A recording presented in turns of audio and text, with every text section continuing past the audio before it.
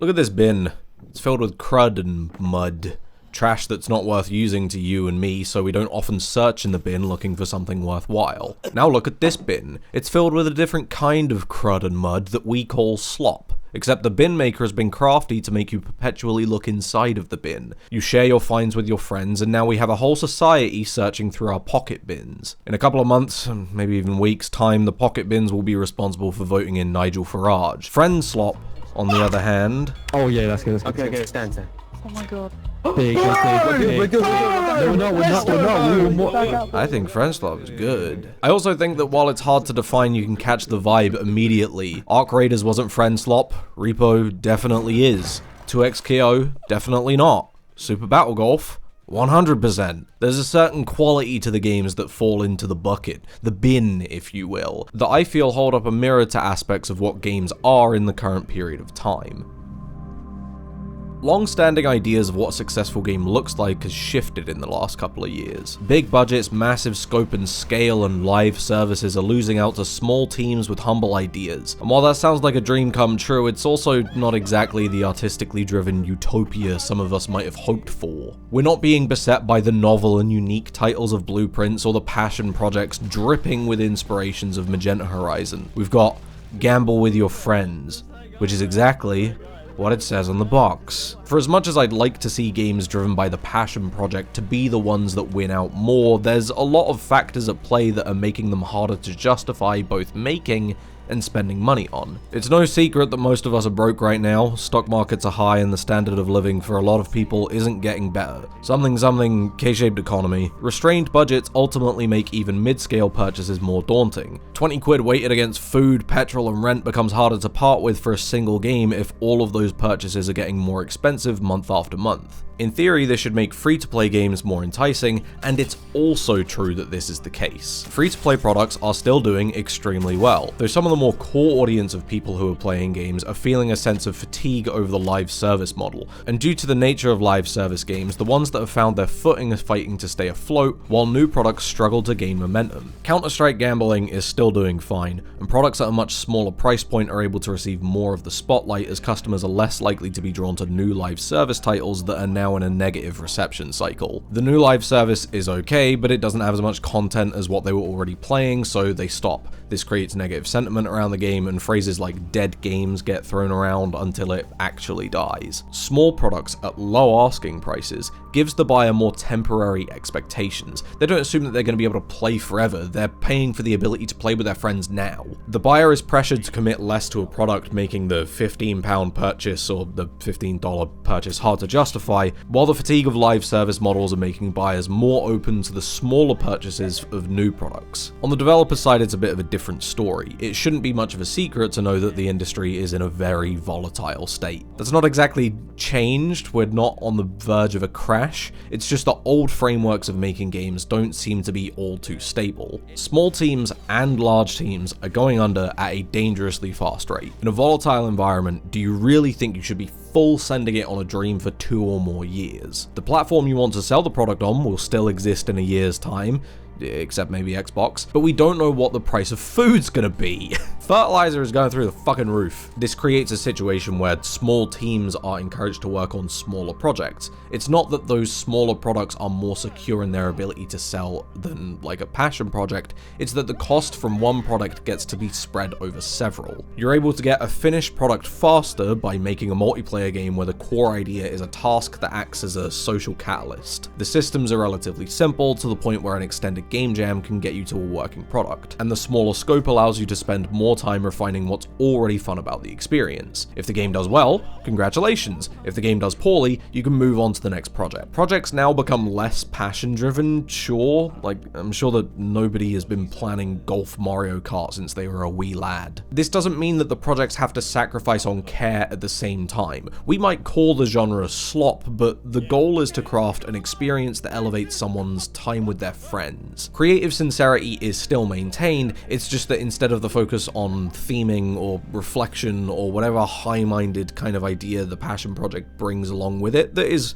you know, it's good, don't get me wrong. It's developers' ability to think about what kinds of playgrounds make for an interesting person-to-person interaction. The product's having a higher turnaround rate doesn't mean that the developer has to sacrifice on their love for the craft, and the higher turnaround rate allows the studio or set of devs to have a clearer financial horizon. Let's imagine the worst case scenario. If you have a group of friends and you spend 2 years making a passion project and it bombs, you're financially set back and just have to move on. You might even have a broken friendship or two along the way. If the plan is to instead spend 2 years making games, you end up making 2 FriendSlop games in 15 months, and they both bomb, you can see a little further forward and weigh up whether or not going for another game is the right play. If you decide to keep going, Godspeed, but you now have more data and experience that might help you find your way into another studio, or hell, just like another industry. In the current environment, FriendSlop is a smart play financially. It won't be forever, and the proximity chat horror game is something that I'm already feeling fatigued on. That's a problem for the future though.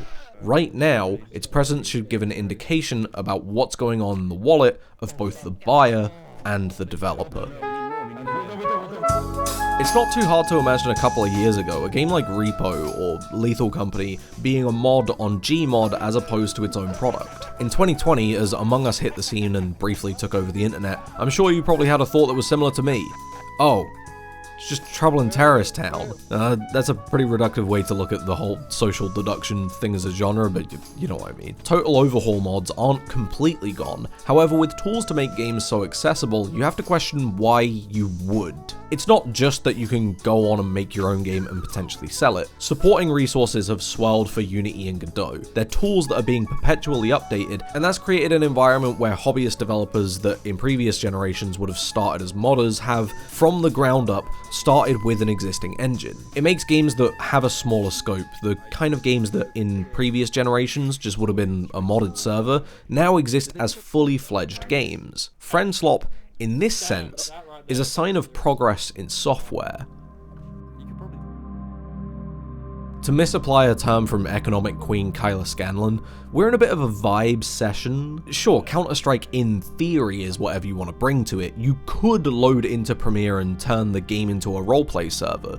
The chances of doing that, though, are 1-to-1 of passing through your table because the atoms just so happen to move past each other. Counter-Strike, and not just Counter-Strike, a ton of multiplayer games, currently cultivate a competitive mentality where social concepts, emotions, communication methods, they're all a vehicle to outcome. There's structures in place that encourage you to think primarily about what has been gained or lost, and value that outcome above all other aspects of play. If you enter a match with a rank that you stand to gain or lose, and that is deemed valuable to the player, it will fundamentally change how they engage with the experience. This is still a social space, but it's a social space with stakes.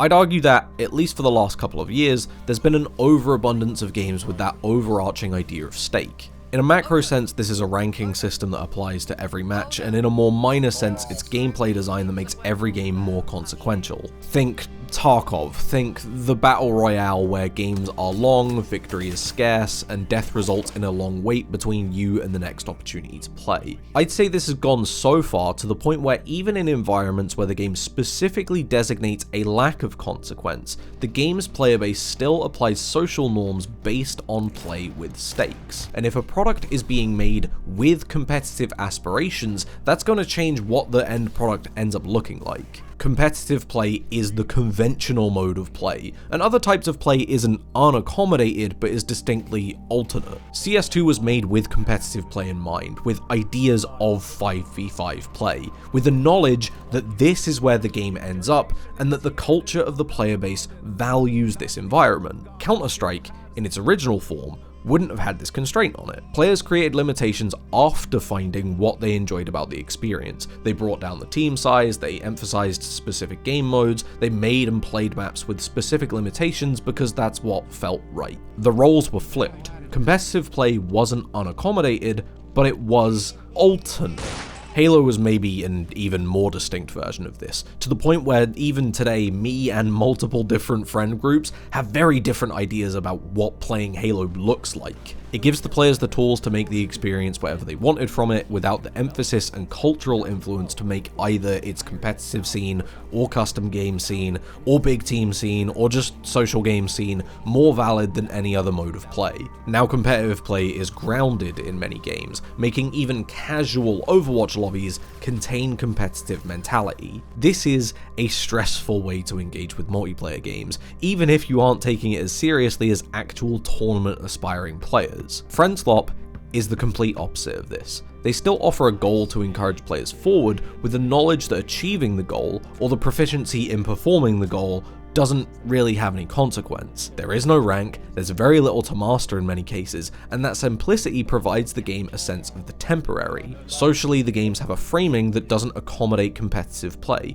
even in a game like Super Battle Golf that pits players against each other. There's no level tracking or stats, nothing to maintain or refine over a longer period of time that provides the experience stake. Players then apply a very different mentality to play. The value of any given match can still be winning the hole or the round, while also allowing players to form their own goals. If you just really want to bully another player to your detriment and theirs, go ahead. The match only matters in the emotional value that you extract from it. Few games in recent years have gone out of their way to actively encourage this kind of behavior, perhaps because so many games are built with longevity in mind. By removing that idea of longevity, games don't necessarily become more experimental from the developer's side, but they do become more freeform from the player's perspective. FriendSlop as a collection of games are much more emotionally light after a sustained period of competitively framed games. For as derogatory as the name implies, it's just a different perspective on games after quite a few years where games have taken themselves seriously. Games as a medium are frustratingly entwined with the markets that sell them. However, while I'd argue that the live service is an interesting idea that is ultimately like a parasite to a game, I think FriendSlop is just a humbler idea of what games can be with modern tools. They're not lazy, they don't fall under slop, it's just how people have chosen to describe games that are made in the knowledge that they are shared toys. Their success at the moment is a reflection of current trends, something that one day, probably pretty soon, will be taken over by another trend that capitalizes on whatever the new environment is that we're going into.